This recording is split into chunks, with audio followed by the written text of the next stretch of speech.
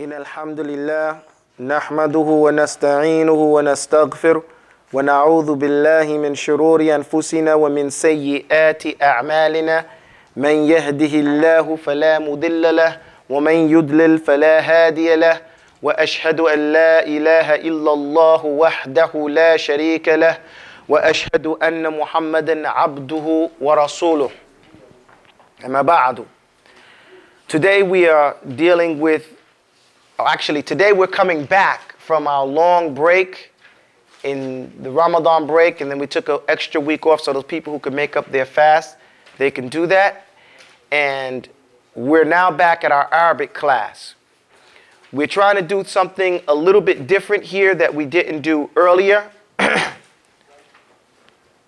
And that is make the handouts more accessible to the people on the net and make the people more responsible for their homework that are in the class, inshallah.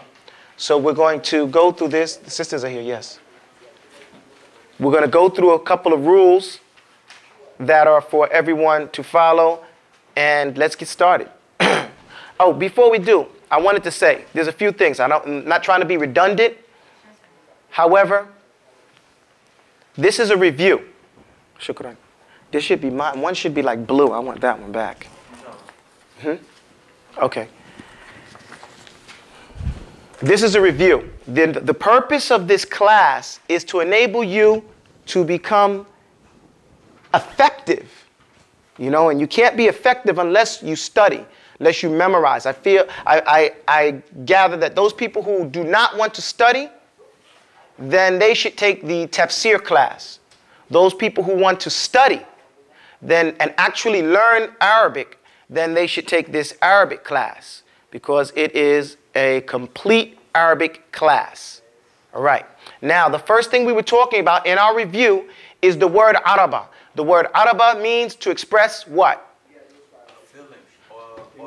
Emotion, to make it crystal clear, to leave no doubt about a sentiment. That's what the word araba means. Language. What is language? Language is the sounds that come from our mouths or from our tongue that express our agrad, our desires, our needs, what we need. As a term, the Arabic language is that particular sounds and speech that was used by the people that we recognize and know as Arabs, right? The Quran has preserved that language.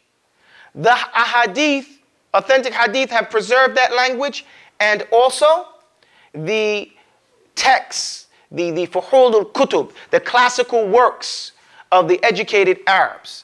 That is the basic class one basic thing that everyone should know going into this. Now let's go a little bit further. If you look at your handouts, it says it's an introduction to the Arabic language, right? Or no, I guess it's complete Arabic. What does it say right there? An introduction to the Arabic. Okay, you guys have it. You guys don't have the whole papers, okay? It says the complete Arabic class taught by Abu Talba.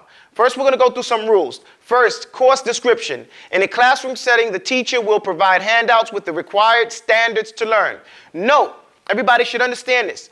The reason why people fail, the reason why students don't go further, and a lot of times we were talking to some teachers and they were saying the students blame the teachers a lot of time and say, oh, you know, he's holding back. He's not giving us all. He wants to keep the secrets for himself so that the students don't get better than him. He's afraid.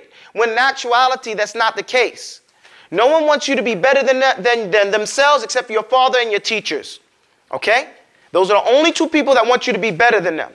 What happens is when you don't memorize, when you don't study, when you don't complete the necessary standard, when you don't reach the necessary standard, the teacher cannot go any further with you. And if he does go further with you, it's only as a familiarization course and not an actual teaching. So if you want to go further, you have to man up. You have to really get down and do your work. Doing your work in the Arabic science is to memorize and to try to comprehend. The only way you can do that is first through memorization, second through talking to your teacher and questioning. Okay? Moving right along. In a classroom setting, the teacher will provide handouts with the required standards to learn, hence meaning memorize. The teacher will then explain the handouts and clarify necessary specifics. Reading a book is not like taking a class. And it's not like taking a lecture. A lecture, you hear some things that amaze you. You may walk out and forget half the things that were said and only remember one point.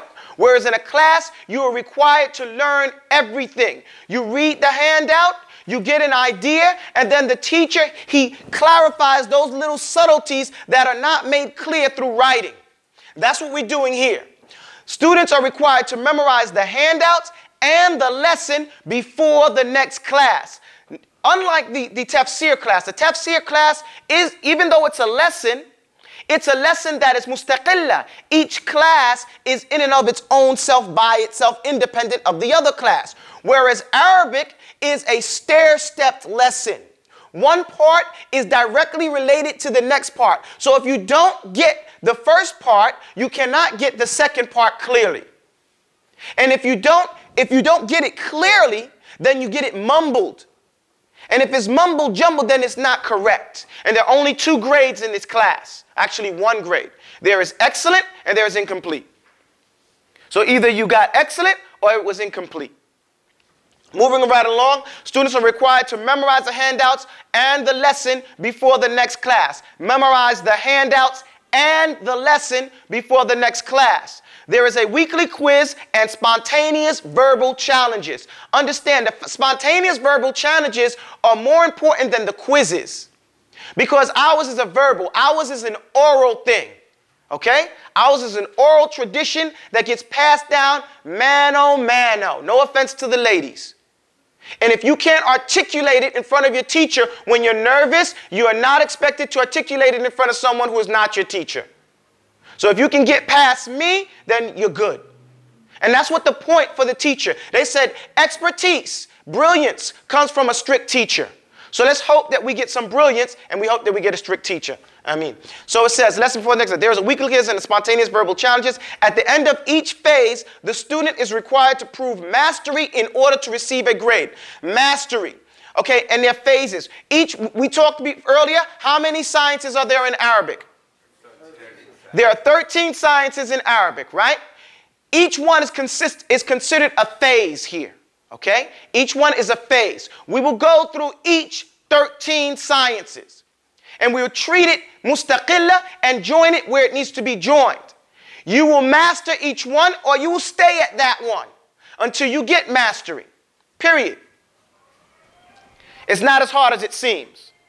There's only 1 grade, excellent. Those who do not attain it will be considered as having not completed the course. Move up. Time. Classes are on Saturdays at approximately 5:30 p.m. However, this time is subject to change with the times of Salah. Objectives. Upon completion of this course, the student will have acquired a general expertise in the Arabic language unrivaled by what is offered in the Western educational system. That is clear. However, that is not our objective. Our objective is to produce a stronger student of knowledge, a real talib al-ilm. Not one that's mustajil, someone who's so, not anxious, but in a rush to get complete, but one that's in a rush to be complete. There is a difference. Learn what you, in minhaj, a lot of people talking about minhaj these years.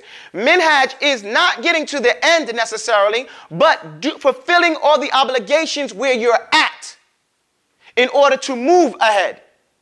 It doesn't matter which step you're on when Yawm al-Qiyamah comes, but it does matter that you completed each previous step. Okay, so that's what we want to produce, a stronger student of knowledge, to make available in English what was not previously known, to provide a standard primer for the beginner and a reference book for the expert, and hence enable more people to learn and teach. Knowledge precedes words and deeds. So you have to learn before you can teach. And the reason why we need a standard primer, does everybody, hold on, stop. Does anybody know, go down a little bit, please. Does everybody know what a standard primer is? A standard primer is a book or a text that everyone can say we are on the same sheet of proverbial music. Have you, like for instance, if you read the biography of Ibn Uthaymin, rahimahullah, what he did and what he studied in the Arabic language, it will have on there al-Ajrumiyya. If you read the biography of his teacher, As-Sa'di, it will have on there al-Ajrumiyya. If you read Sheikh al-Albani, rahimahullah, it will say al-Ajrumiyya. Muhammad al-Fulat, Umar Muhammad al-Fulata, it will say al-Ajrumiyya. In fact, I would dare say if you read 90% of the ulama, since the Ajrumiyya, it will say the Ajrumiyya.